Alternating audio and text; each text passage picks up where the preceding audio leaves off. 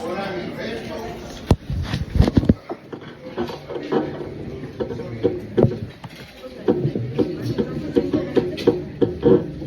Algunas consideraciones generales sobre el territorio. Por ejemplo, fallece una persona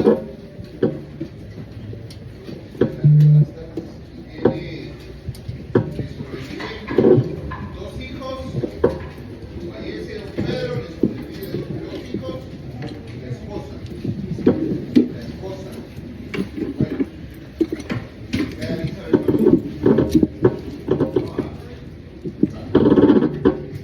le sobrevive, fallece don Pedro, le sobreviven dos hijos y la esposa. Siempre, independientemente si es intestado o testamentario, siempre se tiene que acreditar al texto. Los errores comunes que nosotros no verificamos en sede notarial, las anotaciones de las certificaciones de nacimiento, de matrimonio, o si la persona que falleció tenía identificación de persona, o hay que realizar una identificación de tercero. Creo que ya tenemos claro, ¿verdad? Tercero, cuando está muerto. Identificación de persona, usted se llama Francisco, este caballero llegó a San Francisco, pero toda la clase le dice Paco, ¿verdad? Entonces, resulta que su certificado o su título le pusieron Paco. Para no tener aquella incidencia, aquel problema, puede hacer una identificación de persona porque está en vida. Pero si estuviera, si tú no lo quieres, hubiera fallecido, entonces sería una identificación de tercero, ¿verdad? Los errores comunes, garrafales, son esos. Ejemplo, una persona llega a la sede notaria con ustedes y por X o Y razón no pusieron atención debida, no revisaron los documentos y entonces no se percataron que el apellido del causante estaba cruzado con el del padre. Son errores comunes son esos errores. Lo malo es cuando no nos da tiempo o no tenemos los dos testigos que pide el asunto de jurisdicción voluntaria establecido en el decreto 107, que es una identificación de tercero, porque ahí nos piden dos testigos y estos testigos, bajo declaración jurada, tienen que hacer constar ante notario que conoce al causante. Pero, ¿qué pasa si el causante tenía 80, 85 años? Y los testigos tendrían que tener más de 100 años, ¿va usted? Ese es el problema. Ese es uno de los problemas que comúnmente ocurre. Nosotros a veces en sede notaria no nos percatamos de eso y nos vamos a estrellar allá en la PGN, y es un problema. Uno. Otro, las inscripciones de las fincas en el registro de la propiedad. Yo me llamo Carlos Enrique Quino Pérez, pero la inscripción de la finca está a nombre de Carlos Quino. Entonces, hay que rectificar algo ahí, ¿verdad? Esos son los problemas de las certificaciones de nacimiento. Y miren ustedes, lamentablemente es común ese tipo de errores en sede notarial. Y a veces miramos el DPI como que se nos olvida, o el alcance aquel. ¿Cuánto vale una certificación de DPI? Creo que 75 mensajes. Pero todo eso lo paga el cliente para pedir la certificación de DPI, porque en el DPI, por lo pequeño que es el plástico, no alcanza, cuando vienen signados, cuando la persona se identifica con 2 o 3 nombres más. Entonces, en sede fiscales, en sede notarial es importante revisar las inscripciones en el registro de la propiedad, en el registro de garantías inmobiliarias, en el registro mercantil, por si hay acciones o si tienen derechos en una sociedad anónima o en cualquier otro tipo de sociedades que ustedes ya han visto y que están, o puede ser objeto de inscripción en el registro mercantil. En los bancos, como platicamos la vez pasada, pues ahí no hay mucho problema, porque ahí se llena un formulario y se establece un beneficiario, entonces no hay mayor problema. Esos son por lo regular las incidencias que van ocurriendo más adelante cuando nosotros no nos percatamos de las certificaciones. ¿Por qué razón? Porque la prueba, lo que nosotros recibimos cuando compulsamos el acta de requerimiento, ahí hacemos constar las certificaciones que los presuntos herederos o los beneficiarios nos ponen a la vista. Lo tenemos que revisar, nos tenemos que dar el tiempo. Que después, como les digo, si no, ahí viene el rebote cuando ya vamos a la PGN y ahí se atrasa todo, ¿verdad? Bueno, punto 1. Punto 2. Miremos el decreto 106 del artículo 1000.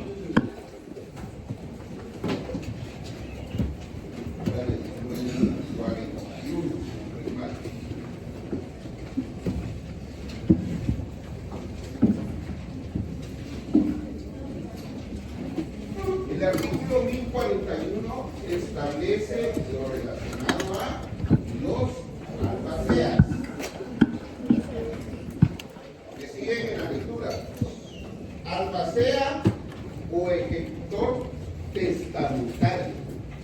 O sea, el decreto ley 106 le denomina albacea o ejecutor testamentario. En la doctrina creo que le denominan alguacil. La doctrina, ustedes pueden utilizar el nombre que establece el decreto ley 106, el artículo 1041.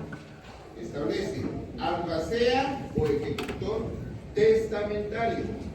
Es la persona a quien el testador encarga el cumplimiento de su voluntad.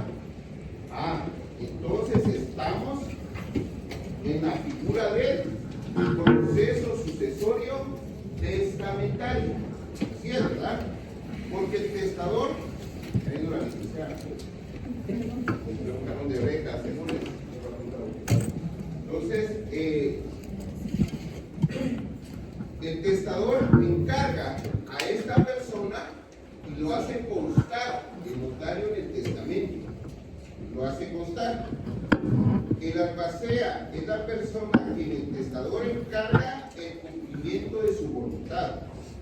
Los albaceas tendrán todas las facultades que expresamente les haya conferido el testador y no sean contrarias a las leyes.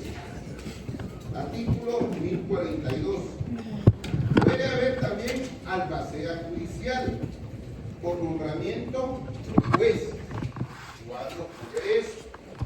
Cuando requiere que usted, notario, lleve proceso sucesorio, ya sea testamentario o intestado en sede judicial. Entonces, disculpe.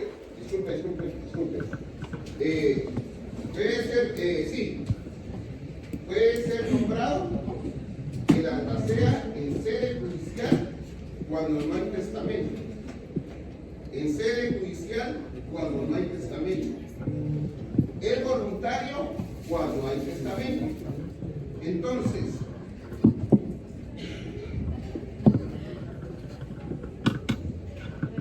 el albacea puede ser nombrado en forma voluntaria o de forma judicial.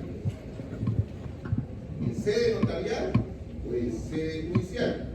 Artículo 1043. Se nombrará albacea judicial solo en los casos de renuncia, remoción o falta que estaba nombrado en el testamento cuando así lo pidieran los herederos instituidos. Artículo 1044. Los herederos, como es en su caso, pueden exigir garantía a la albacea judicial. Y por último, 1045. Incumbe a los herederos cumplir la voluntad del testador cuando éste no hubiera nombrado albacea. Proceso sucesorio testamentario. Proceso sucesorio testamentario. El testador no nombró albacea. Entonces, ¿quién cumple esa figura? Los herederos. Sí establece en el 45, ¿verdad? Va. Bueno, ahorita que ya casi estamos la mayoría, fíjense ustedes. Yo creo que para todos es un hecho notorio. Vamos a hablar un poquito de esto, ¿eh? El decreto aprobado ayer.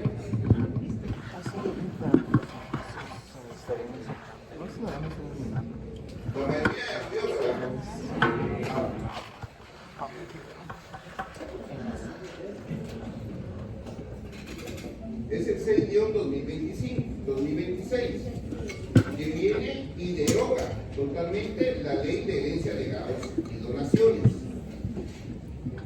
Yo recuerdo que el día lunes les había comentado, después de la semana pasada, que el proceso sucesorio tiene 3 fases: la fase notarial, la fase administrativa y la fase registral.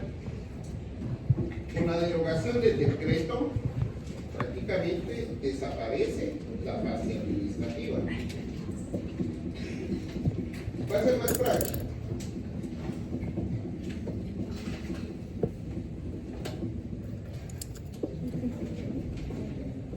En la práctica parlamentaria, al igual que cuando se redacta una sentencia o cuando se presenta un escrito o un primer escrito o se evacúa una vista, hay que motivar. ¿Por qué considera uno que tiene la razón o por qué la contraparte no tiene la razón? En la práctica parlamentaria existen los considerandos, que pueden ser 2, 3, dependiendo del decreto que se vaya a aprobar. Pero como en la pirámide que nos han enseñado nosotros, o nos enseñaron allá en los primeros semestres, siempre la Constitución va primero. Por eso es que en la práctica parlamentaria, cuando el Congreso va a aprobar, cuando aprueba un decreto, siempre inicia con la Constitución, porque es la facultad que tiene el Poder Legislativo de poder legislar. Entonces, en este caso, lo que vio el Poder Legislativo es el sistema tributario, si es justo y es equitativo para el ciudadano guatemalteco, en el primer considerando. En el segundo considerando, ya aterriza un poco a la ley ordinaria y va argumentando que en materia tributaria deben de privar los principios de legalidad, capacidad de pago, justicia y equidad. Entonces, ya va aterrizando. Dice que se debe eliminar el sistema de impuestos que no son suficientes, como es el caso del impuesto de herencia, legados y donaciones. ¿Pero qué donaciones? Donaciones por causa de muerte. Ese tipo de donación, convirtiéndose en un impuesto de difícil recaudación y pago, porque tuvo que haber un estudio antes cuántas personas están contratadas en el Ministerio de Finanzas, cuántas personas verifican los expedientes que entran, de cuánto es el salario de las personas que están en ese departamento esto, y se tuvo que hacer un análisis financiero de los salarios, de lo que se invierte, imagino, agua, teléfono, papelería, todo eso. Por eso es que va aterrizando y establece que es un impuesto de difícil recaudación y pago. Y aterriza. Siendo el impuesto a las herencias, legados y donaciones un impuesto que no genera ingreso importante al fisco y con altos costos administrativos de recaudación. Repito, hubo que haber un análisis antes en la comisión que verificó y que le dio el visto bueno a esta iniciativa de ley para concluir de esa forma. Entonces se deroga el decreto 431 del Congreso de la República. Y de una vez el machetazo a ustedes, artículo 1, derogatoria.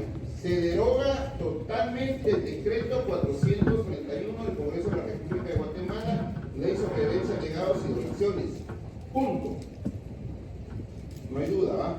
Como consecuencia de esta derogatoria, la transferencia de bienes por herencias, legados o donaciones por causa de muerte no estará afecto a ningún impuesto.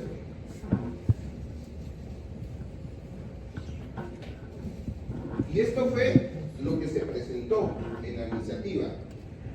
La iniciativa venía así, artículo 2, exoneración.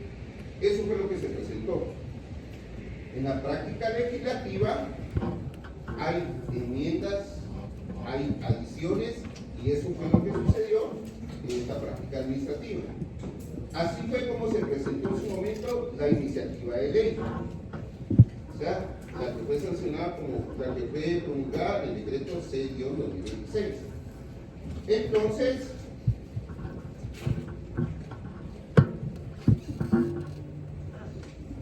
hubo una enmienda por sustitución total del artículo 2. Enmienda por sustitución total del artículo 2. ¿Se recuerdan del FIGA anterior?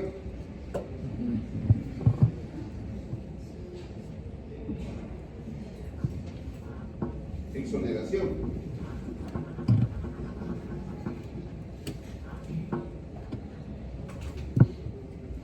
Procedimientos administrativos y procesos judiciales.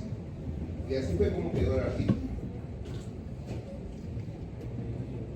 Las entidades administrativas que tengan a su cargo los expedientes de procesos sucesorios intestados, testamentarios o donaciones por causa de muerte para efectos de la liquidación del impuesto citado al momento de entrar en vigencia la presente ley, deberán devolver a los interesados en ese notario, ¿verdad? Porque es el que está llevando el asunto de jurisdicción voluntaria, sin necesidad que medie requerimiento alguno.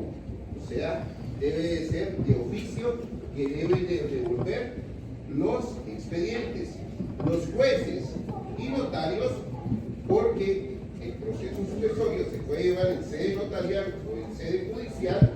Los jueces y notarios a cargo de la tramitación de procesos sucesorios intestados, testamentarios o de donación por causa de muerte diligenciarán los mismos conforme a las leyes vigentes y una vez concluida la gestión presentarán las certificaciones de los autos o los testimonios a los registros. Entonces, totalmente desaparece. ¿Qué desaparece? La fase administrativa. Totalmente desaparece. A los registros que correspondan y darán aviso a las oficinas que procedan para los efectos de los traspasos correspondientes, sin que se requiera liquidación o pago de impuesto alguno por la sucesión o donación por causa de muerte. Ahí está el artículo 2. En la misma práctica legislativa existe una enmienda por adición de artículo nuevo. O sea, este decreto 6-2026 crea, aparte de la iniciativa de ley que fue presentada en el Congreso, crea otro artículo. Todos con el decreto ley 107, ¿verdad? Se les había dicho, Artículo 9, disculpe. Se reforma el artículo 489.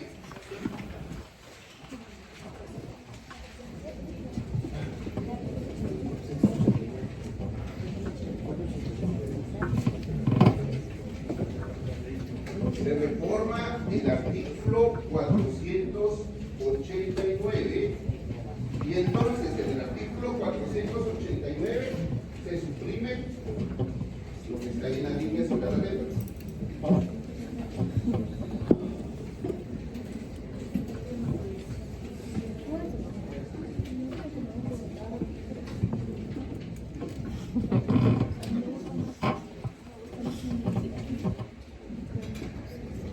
En la práctica legislativa, el legislador establece enmienda por adición. ¿Qué está agregando? Ministerio de Finanzas Públicas, lo que está al verde, consignará el inventario, su valor establecido en libros, valor que debe certificar la sociedad emisora. Ya verificamos el 7, ¿verdad? Estamos. Allá hacen la salvedad. Allá hacen la observación. ¿Estamos? ¿Sí?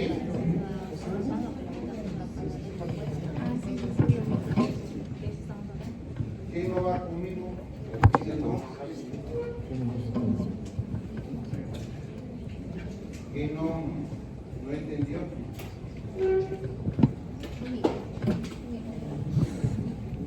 ¿Vamos bien entonces? Vamos. Hay una enmienda por adición por artículo nuevo. Entonces, se adicionan palabras al artículo 489.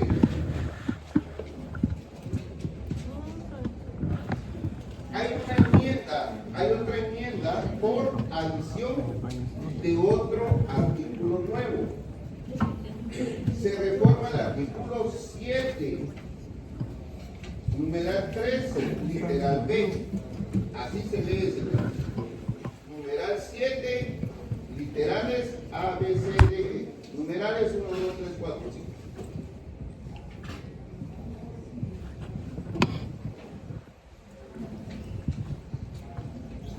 En la literal B,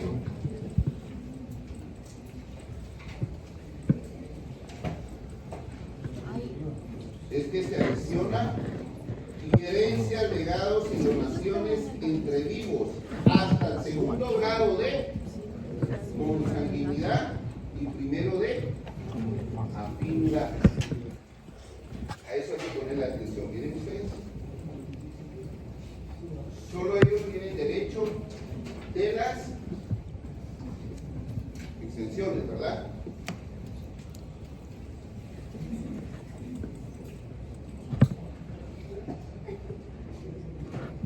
Y viene el último artículo. Enmienda por adición, o sea, se crea otro artículo. Se reforma el artículo 8, numeral 4 de la Ley de Actualización Tributaria, decreto 10-2012.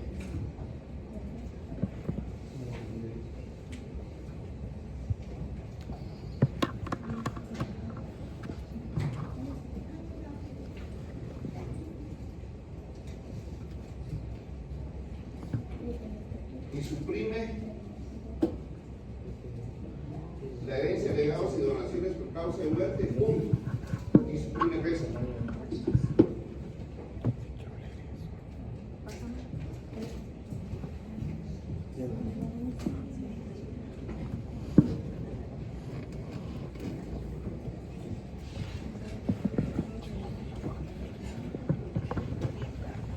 Entonces,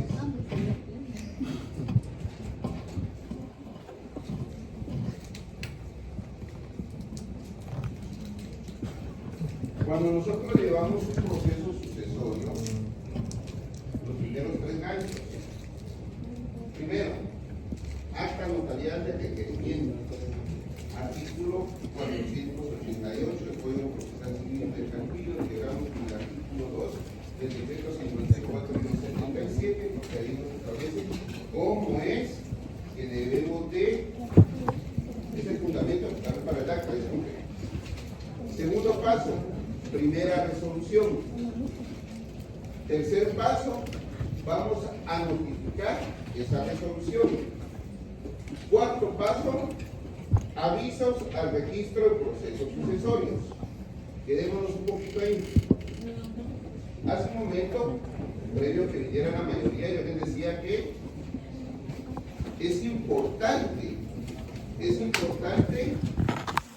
entre las consideraciones del proceso sucesorio verificar las certificaciones tanto del causante, de la esposa, de los hijos, pero fundamental para el notario en ese primer acto solicitar a los registros si la persona otorgó testamento, porque hay veces que nosotros consideramos que la persona tal vez otorgó testamento y decimos, mire, fíjese que nuestro señor padre nunca otorgó testamento, y entonces se empieza a hacer el acta de requerimiento, la primera resolución, la notificación de la primera resolución, y se da aviso al registro de procesos sucesorios, a la secretaría, y después se piden avisos, después se solicitan los informes al registro de la propiedad, y cuando vienen los informes resulta que sí hay testamento.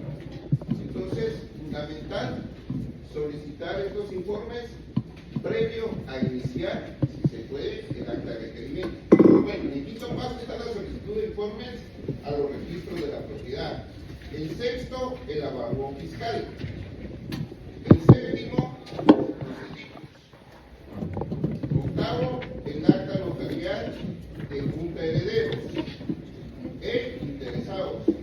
Noveno, acta notarial de inventario bajo juramento con copia para los atestados. Yo llevo la lectura porque les había pedido que leyeran el proceso sucesorio 107, ¿verdad? Pero ¿cómo le vamos a dar una repasadita después? En el décimo, audiencia de la Procuraduría General de la Nación. Paso 11, auto declaratoria de herederos. Y del paso 11 nos vamos cuando regrese el expediente de la PGN, hacemos el auto con el dictamen, redactamos o compulsamos el auto declaratorio de herederos, y de una vez, después de ese paso, nos vamos a compulsar el testimonio de las partes conducentes. Presentamos ese testimonio de las partes conducentes al registro y por último mandamos el expediente al Archivo General de Protocolos. Con esta reforma desaparece los pasos en la fase administrativa, la revisión del expediente al Departamento de Herencia, Legados y Donaciones, la elaboración de la liquidación fiscal, la aprobación de la liquidación fiscal, el pago de impuestos, la devolución del expediente, prácticamente 5 pasos de los que comúnmente conocemos en un proceso sucesorio. ¿Preguntas? ¿Dónde vamos?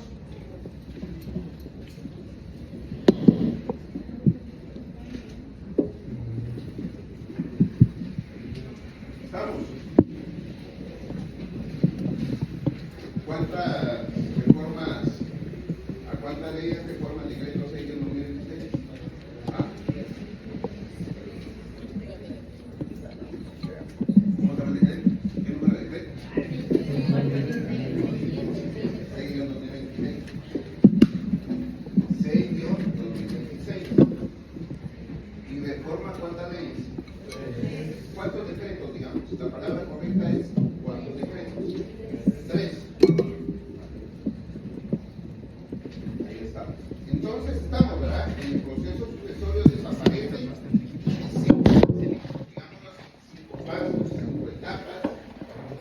desaparece la fase administrativa y en teoría se va a descongestionar toda esa mora, que hay como unos, ¿qué dijeron? Como unos 6.000 expedientes ahí en el Ministerio de Finanzas Públicas, ¿verdad?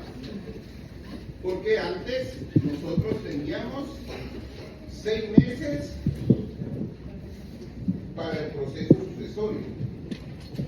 Y si no llevábamos ese proceso sucesorio dentro de los 6 meses, pasaban los 6 meses, la multa era de, ¿se recuerda que se lo dije? La multa era de 100%. Era el 100%. Y cada mes que nosotros nos íbamos atrasando en el proceso sucesorio, existía una, creo que mora del 1%. Entonces había procesos sucesorios que llevaban alrededor de 5, 10, 15 años. Entonces desapareció todo eso. ¿Cuánto tiempo? Yo me recuerdo que les pregunté, ¿verdad? Que lo leyeran. ¿En qué artículo está lo de los 6 meses? Te lo mando otra vez. Se los dejé de tarea, el Código Procesal Civil y Mercantil. Antes teníamos 6 meses para iniciar las diligencias de proceso sucesorio y iniciar el fundamento. Creo que porque el decreto entra en vigencia, si no fue mal, 30 días después.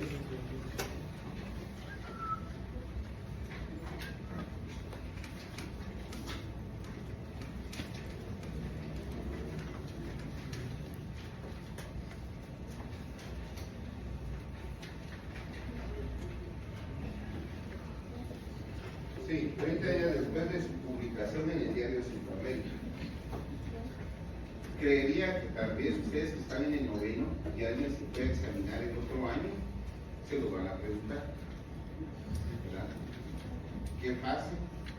Desaparece la fase administrativa, de cuántos pasos estaba integrada la fase administrativa de 5 etapas. Uno especifica las etapas. ¿Qué decreto? Y el decreto 6 de 2026, ¿qué decreto reformó? Y uno ya más o menos sabe, ¿verdad? Ya llega la formulación. Bueno, ¿estamos? ¿Sí?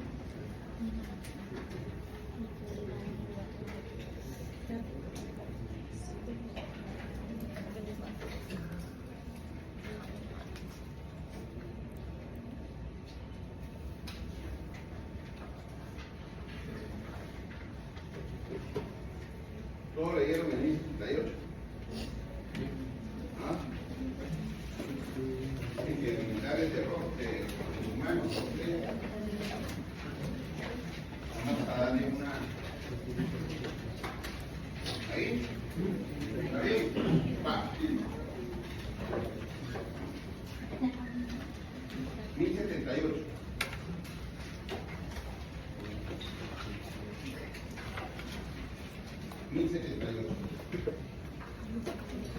En el primer párrafo del 1078 vamos a hablar un poquito nuevamente sobre los gananciales.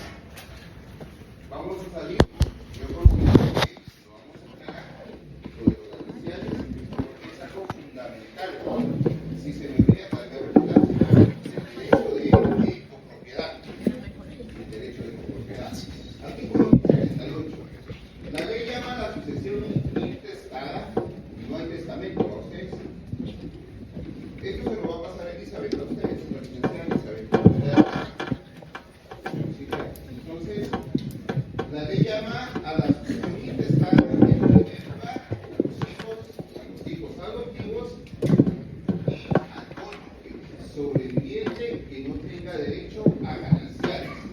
Entonces, lo integramos con el artículo 123 porque se entiende que posiblemente se casaron bajo el régimen de comunidades. No, separación absoluta. Artículo 123. Segundo párrafo.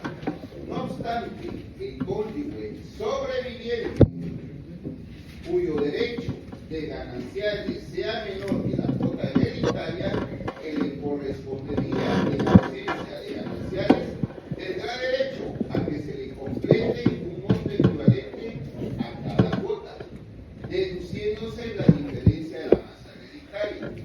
Entonces, el segundo párrafo del artículo 1078 hace referencia a la comunidad de gananciales y a la comunidad absoluta. Primer párrafo, separación. Segundo párrafo,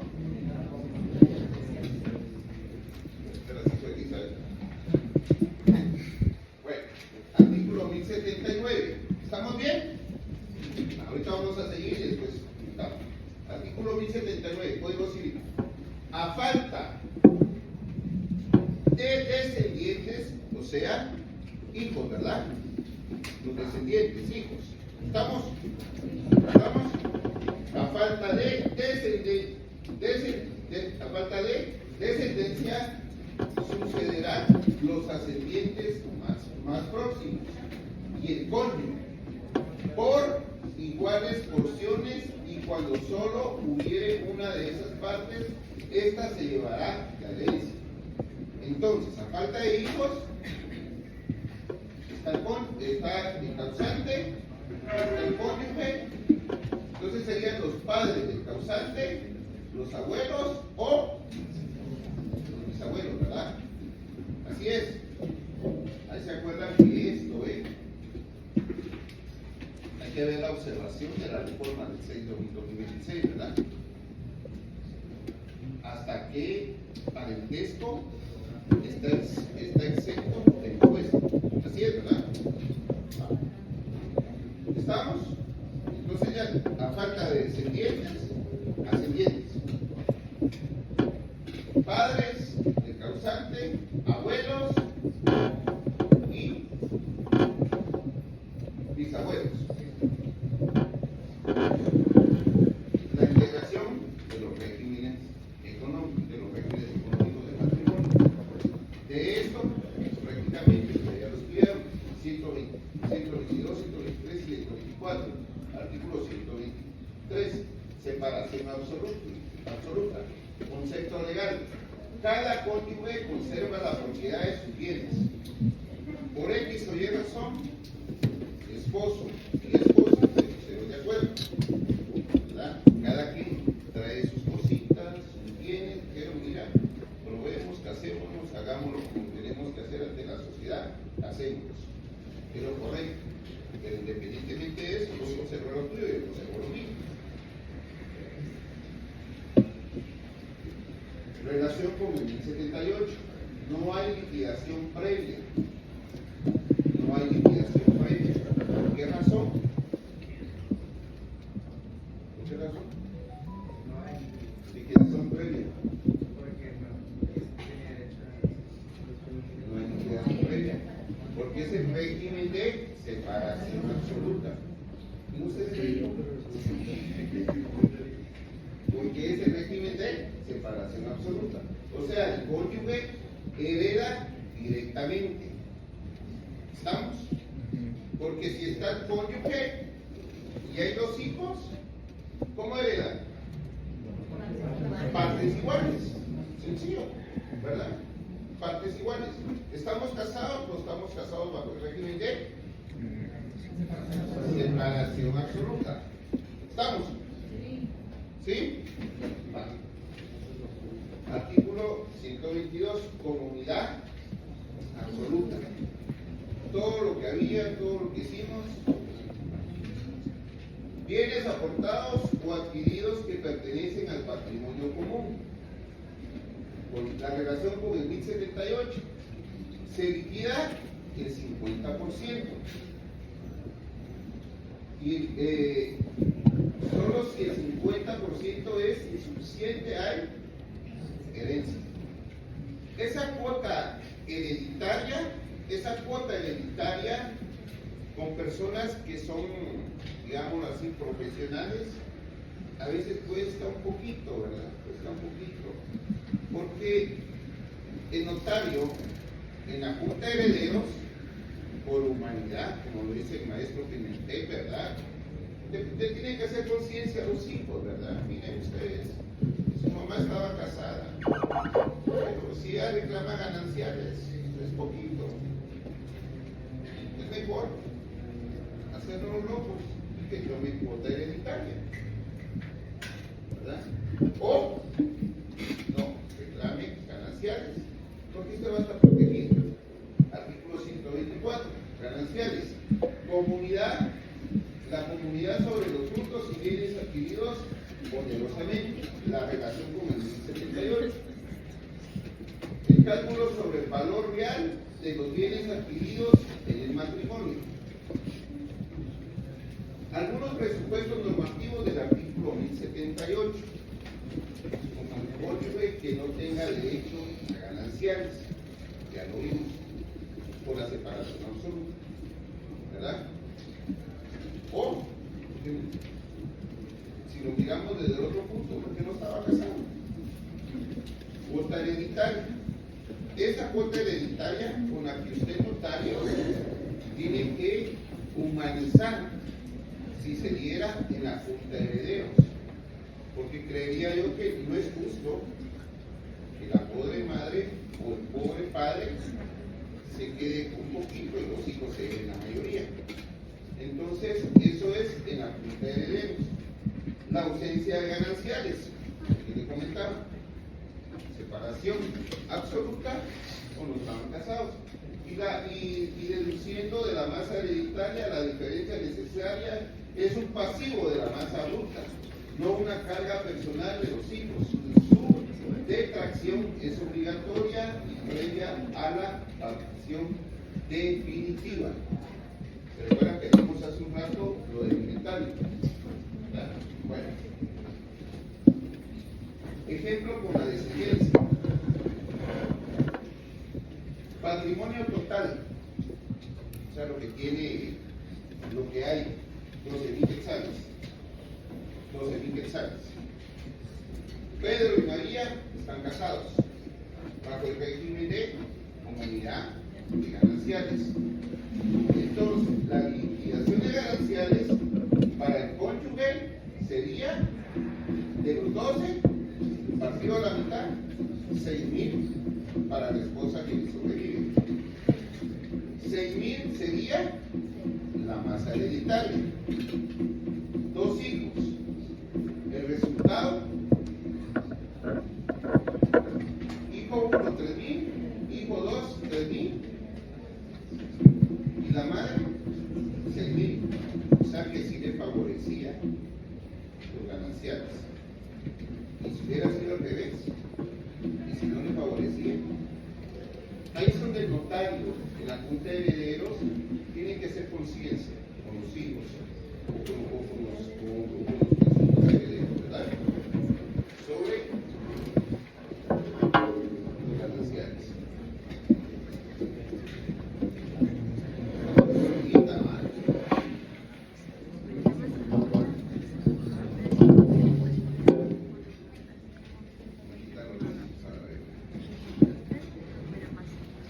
Bueno, cálculo de la función compensatoria del cónyuge. Patrimonio total, se los voy a leer. Patrimonio total, cálculo de la función compensatoria del cónyuge. La vamos a arreglar y la licenciada se las va a socializar a ustedes. Se las voy a leer. Patrimonio total, quetzales. Bienes propios, quetzales. Bienes comunes, 4.000 quetzales. La liquidación de gananciales sería: el cónyuge recibe su mitad de los bienes comunes. ¿Cuánto dijimos que eran los bienes comunes? ¿Cuánto recibe el cónyuge? Así es.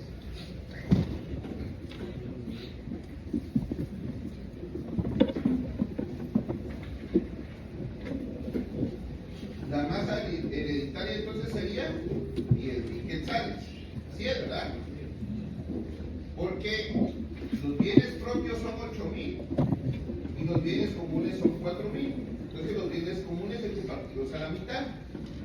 4 sobran 2, más 8, 10. ¿Estamos?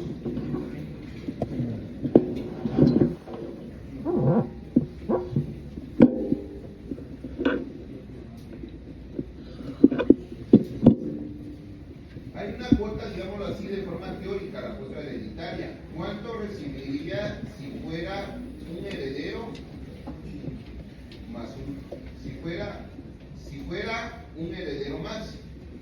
Entonces, de los 10.000 quetzales, si la madre sería un heredero más, la cónyuge sería un heredero más, de los 10.000 quetzales, como son 2 hijos, entonces serían 3.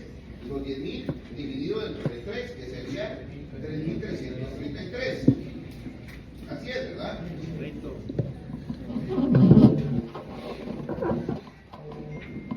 Entonces, los gananciales para la madre serían 2.000 quetzales. La cuota, digámoslo así, teórica sería 3.333.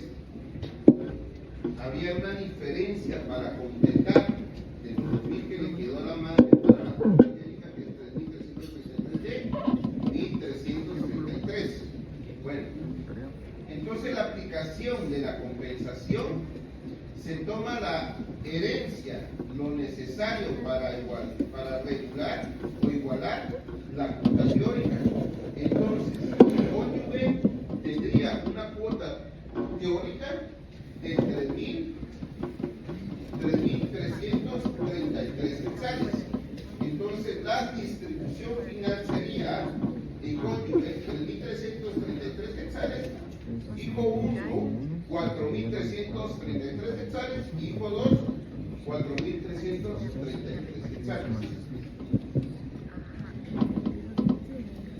El artículo 1079 establece si no hay descendientes. Sucederán los ascendientes más próximos y el cónyuge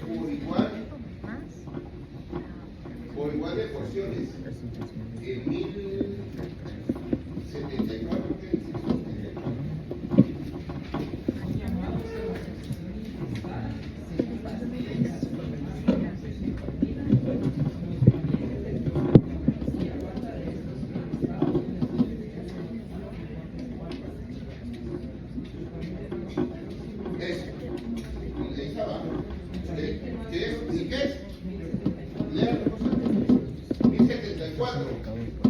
El pariente más próximo en grado excluye al más remoto, salvo el derecho de representación en los casos que lleva a tener lugar. Ya mayor a lo que ya le competiría, que es cuando haya niños. Artículo 1074. Son llamados a la sucesión intestada según las reglas que más adelante se determinan. Los parientes del difunto y a falta de eso, las universidades de Guatemala. El pariente más próximo en grado excluye al más remoto, salvo el derecho de representación en los casos en que deba tener lugar. Ahí quedemos. A diferencia del 1078, en este supuesto no existe la limitante de los gananciales para cubrir la herencia.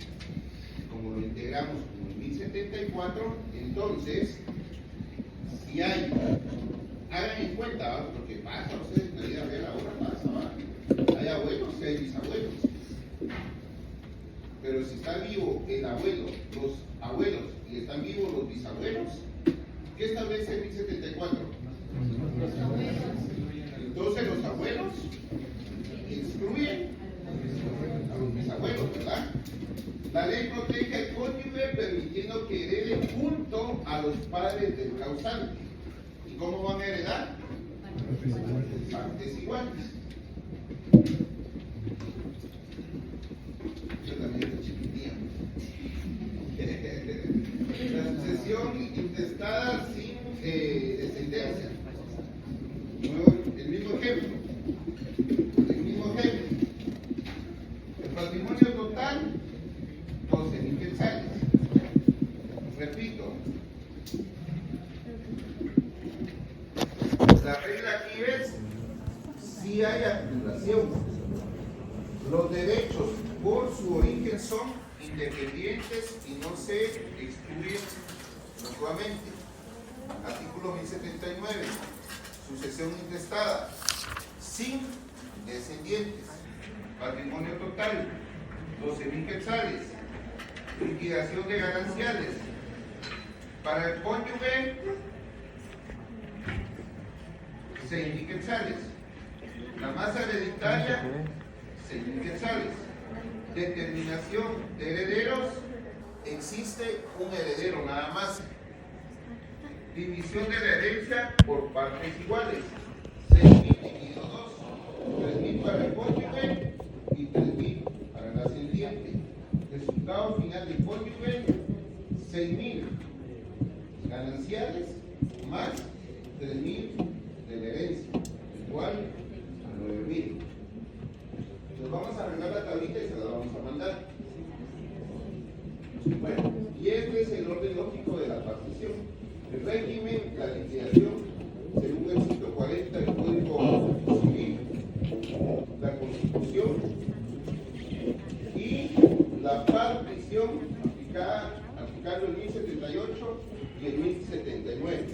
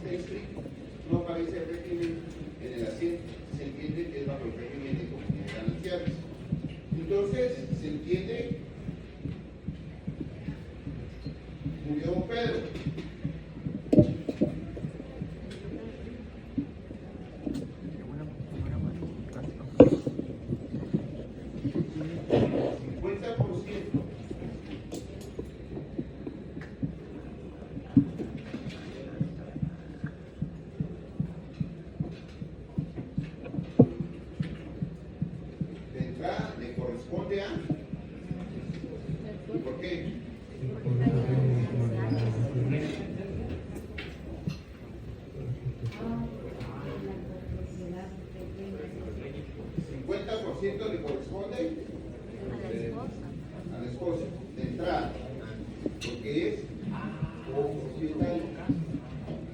Entrada, ¿va? Pero están casados.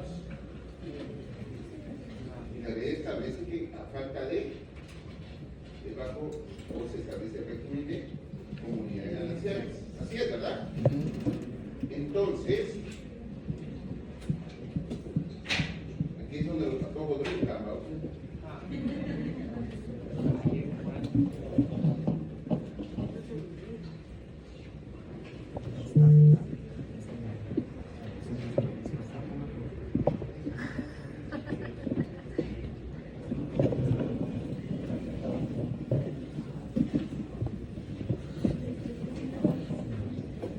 Para completar el 100%, la esposa tiene derecho. A este 50% tiene derecho de 25. Por gananciales. Entonces, como ella es copropietaria, por los derechos de copropiedad tiene 50. Por gananciales tiene 25. Y el hijo 1 y el hijo 2 tienen derecho a. Vamos. Y antes de la reforma, se pagaba el impuesto por únicamente esto,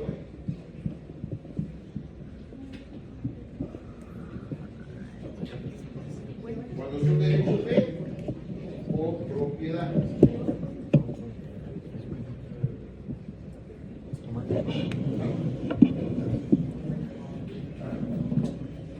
¿Preguntas? Así porque antes se hacía la liquidación fiscal. Este 50% no era objeto de impuesto antes de la reforma. ¿Por qué? Porque la esposa se deriva del 50%. Los gananciales no eran objeto de impuesto. ¿Qué era objeto de impuesto?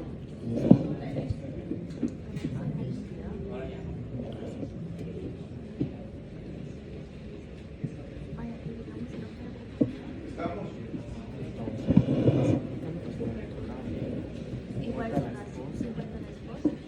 La otra semana no. Vamos a subir un ejemplo de un testamento.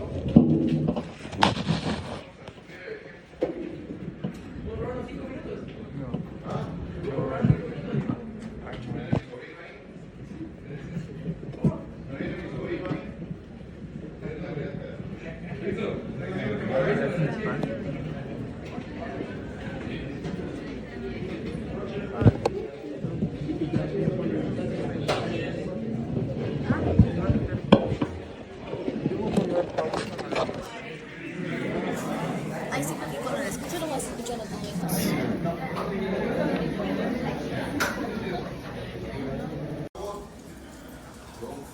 Lo terminan, vamos a subir un testamento para que verifiquen cómo viene la forma de un testamento, porque se recuerda que les dije que estudiar el legado, que es herencia, que es donación, ahora qué, que es albacea. Se recuerdan que en un proceso sucesorio los herederos, cuando son varios, pueden nombrar un representante de la herencia, un representante de la mortuaria. Y eso, en acta notarial, se manda ante el juez de instancia, y el juez de instancia le puede discernir el cargo al representante de la mortuaria cuando sea necesario, como por ejemplo, para reclamar, para poder representar a la mortuaria en algún derecho o alguna obligación. Vamos a tratar la manera de correr un poquito también para ver otros asuntos de constitución voluntaria. Por favor, licenciada, ¿no vieron la identificación del tercero? Entonces, para ver la identificación de tercero, por favor.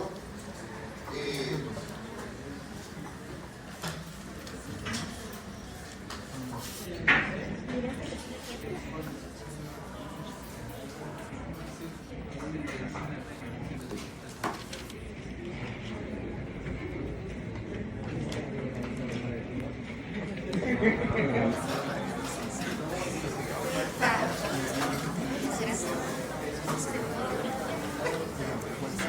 minutos, pongamos atención, pregunta de privado.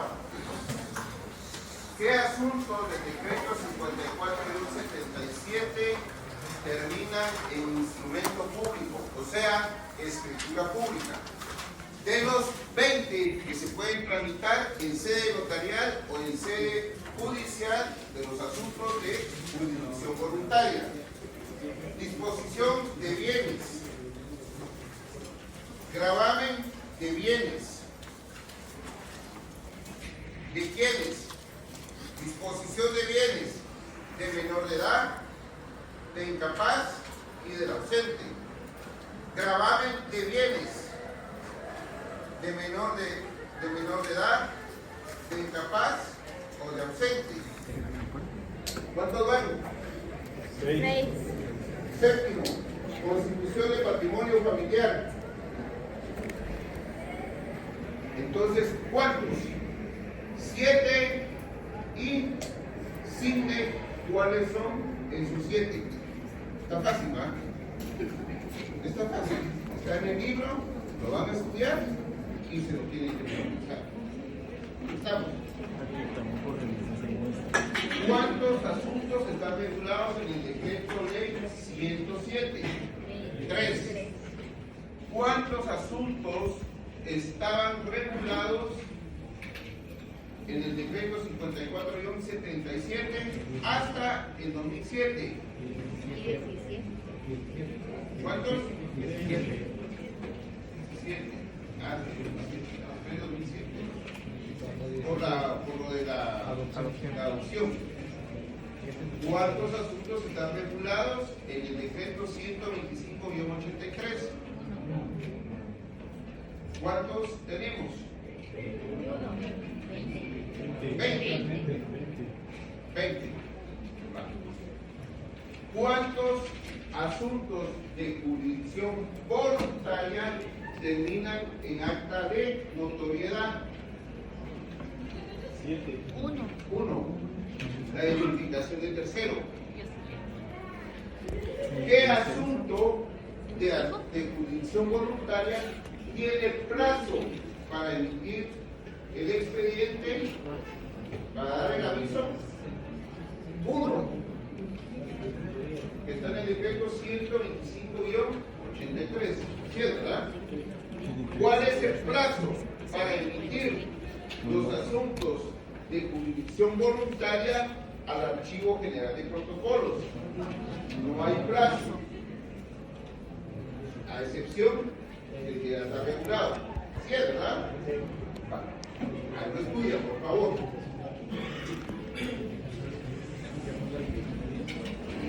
Y nos vemos la otra semana.